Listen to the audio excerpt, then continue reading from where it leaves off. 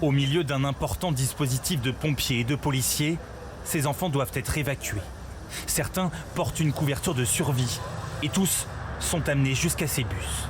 Une intoxication au chlore a eu lieu dans cette piscine nîmoise, alors que plusieurs classes étaient à l'intérieur pour des cours de natation. On a engagé un nombre important de moyens gardois avec des renforts anticipés venant des Bouches-du-Rhône. On a mis en place un dispositif avec une organisation qui vise à mettre les enfants à l'abri, à faire le bilan de toutes ces victimes-là. Au total, sur les 106 personnes impliquées, 14 sont en urgence relative. 3 autres, dont 2 enfants de 6 et 10 ans ainsi qu'une maman accompagnatrice, ont été transportés au CHU. On a évacué simplement 3 patients qui en fait n'ont pas de signe de gravité mais ont besoin de soins qui vont se prolonger un petit peu plus là dans la journée, mais dont on a déjà de bonnes nouvelles. Donc voilà, que ce soit l'adulte ou les enfants qui ont été évacués.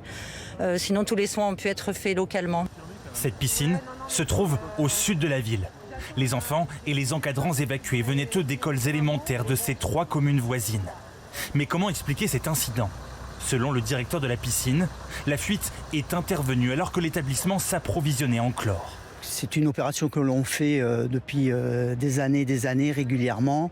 Il n'y a jamais eu de souci. Et là, il s'est avéré qu'il y a eu de l'émanation de chlore dans l'établissement.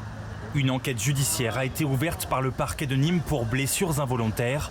La piscine reste fermée jusqu'à nouvel ordre.